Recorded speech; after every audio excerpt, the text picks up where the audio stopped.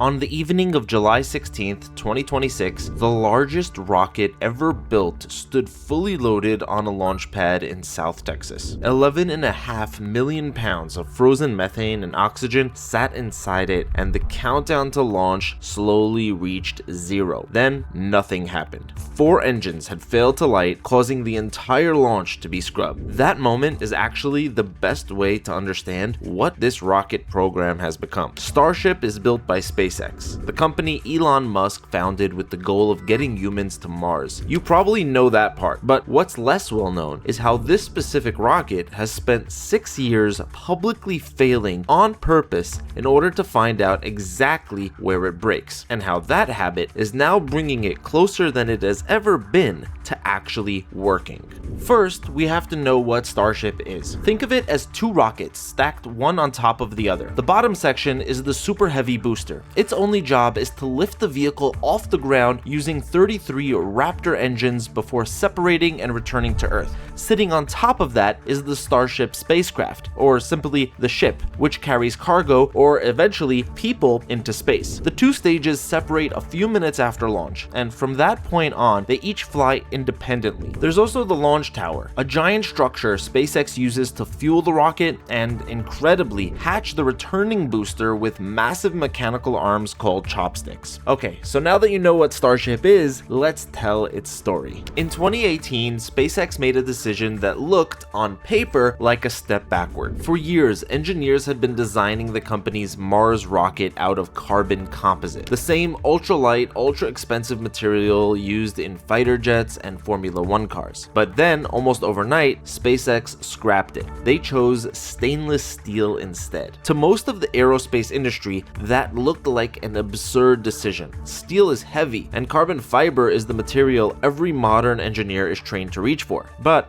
steel had 3 advantages that mattered more than even weight. First, the price. It's a fraction of the cost of carbon fiber. Secondly, it can be welded outdoors on a dirt lot instead of requiring a clean room facility. And 3, it gets physically stronger, not weaker, when it's filled with the super cooled propellant that a rocket needs to fly. On top of all of that, it can also survive far higher re-entry temperatures than composite material, which meant the ship would need less heat shielding to come home in one piece. That single material choice set the tone for everything that followed. SpaceX wasn't trying to build the most elegant rocket on the first attempt. They were building something they could afford to break over and over if they had to, until it worked. That's the opposite of how the rest of the industry operates. NASA's own giant rocket, the Space Launch System, is built on a simulation-first model. They model everything on a computer for years, check it against mountains of paperwork, and only then cut metal. Because when a rocket costs billions of dollars and flies once, a failure is unacceptable. But SpaceX flipped that logic. They build it, fly it, let it fail, read the wreckage, and fix it on the next one, which is usually already waiting on the factory floor. To this program, an explosion isn't a disaster. It's a data point that a simulation couldn't have given them any other way.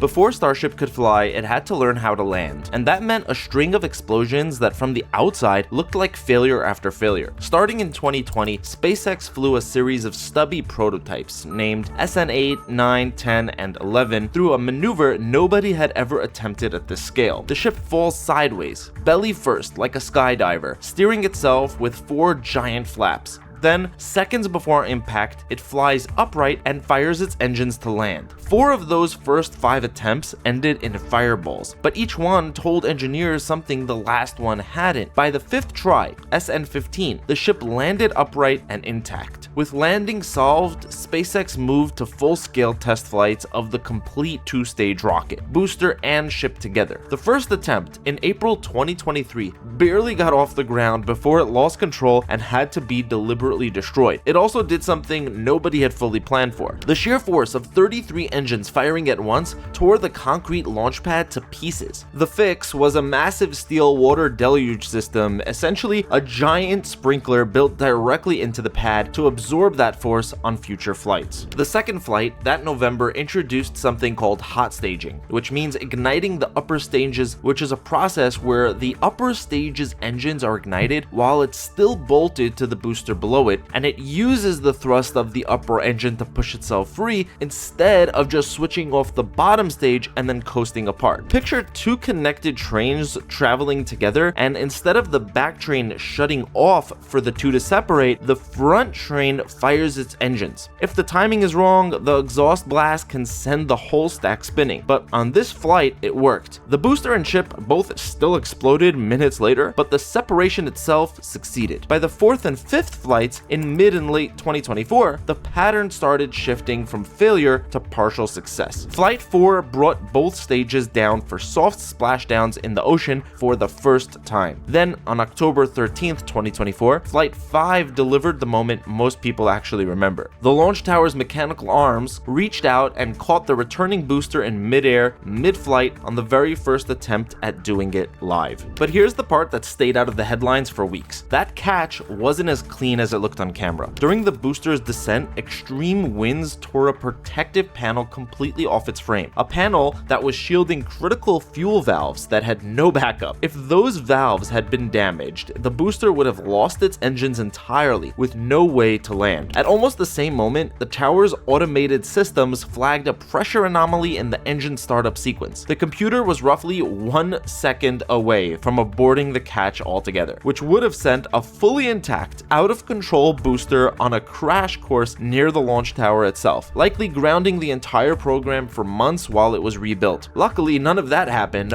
but SpaceX engineers described this in an internal briefing, and Elon Musk ended up broadcasting that briefing to the public by accident. That near miss was the real reason the next version of this rocket looked almost nothing like the one that preceded it. SpaceX started an almost total redesign, later called Block 3 or V3, built specifically to remove the kind of single-point failures that nearly ended the program on that one catch. But first, the existing design had to survive one more round of problems. In January 2025, Flight 7 introduced the interim Block 2 upgrade, and the upper stage broke apart 8.5 minutes into the flight. The cause was harmonic resonance, violent vibrations inside the ship, stronger than anything ground testing had predicted, and that cracked fuel lines inside a hollow compartment near the engines. The leaking fuel caught fire and shut the vehicle down. The next flight in March lost another ship to a fire in the engine bay. The one after that lost a booster during landing and a ship that couldn't restart its engines in space. 3 flights, 3 different failure points, each one fixed with a specific hardware change before the next attempt. By the fall of 2025, on flights 10 and 11, both boosters finally flew clean, back to back without a single vehicle lost. That was the first time that had happened in the program's history. That stretch of success is also what cleared the runway for the redesigned V3 rocket to actually fly. In May of 2026, that redesigned rocket rolled out. From the outside, it looked almost identical to its predecessor. The same steel, the same 33 engines, but underneath, almost nothing was the same. The engines had been rebuilt from the ground up, and the heavy connector ring between booster and ship, the part that had to survive that violent hot staging ignition, had been replaced with a single integrated structure that had never been test flown before. The ship performed almost flawlessly. A clean climb, a successful separation, and a deployment of over 20 satellite simulators and a controlled splashdown roughly on schedule. The booster did not fare as well. Its landing burn failed before it ever reached the water. Investigators later pointed to heat damage in the propulsion system and a false alarm in the engine software, a completely different failure than the one that nearly ended the program back in October 2024. But that's the thesis of this entire program. Every fix closes one failure and reveals the next one sitting underneath it. In July of 2026, Flight 13 was supposed to carry the program's first real operational cargo, 20 satellites, a milestone NASA had made a prerequisite before Starship would be trusted with the high-stakes flights needed for its planned moon landings later in the decade. 4 engines failed to ignite, but the flight computer caught it and shut the rocket down before liftoff in a fraction of a second. A fully fueled 400-foot rocket came a fraction of a second from launching with an engine problem, and it was a piece of software that caught it in time. That's the same build, test, fail, fix instinct that has shaped this program from the very first steal decision back in 2018, except now it's running inside the vehicle itself in real time instead of being discovered after the fact in a post-flight investigation. This scrub wasn't free either. SpaceX had gone public just 5 weeks earlier, and in the hours after the scrub, its stock dropped roughly 3%. The first time, shares had traded traded below their IPO price. If this story has a villain, it isn't a competitor and it isn't a regulator. It's resonance and slosh. Those are the physical forces that liquid propellant and thin steel produce at a scale no ground test can fully recreate. Hundreds of tons of liquid methane sitting inside towering steel tanks behaves like something closer to a slow, heavy wave than a fixed weight. 33 engines firing together generate acoustic forces strong enough to crack welds and shake fuel lines loose at levels no simulation can predict. It was that force that caused the fire that destroyed Flight 7. A version of the same force, sloshing fuel, starving an engine during a landing burn, sits behind the booster failure on Flight 12. Every failure in this story, from a torn cover plate in 2024 to 4 engines that wouldn't light in 2026, is really just the same problem but showing up in different places. It's forces that only reveal themselves once you build the thing at full size and actually fly it. That's the real argument for building rockets the way SpaceX does. Not that it's faster, though it usually is, but that it's the only method that has found these failures before they become fatal instead of after. This is a machine that vibrates,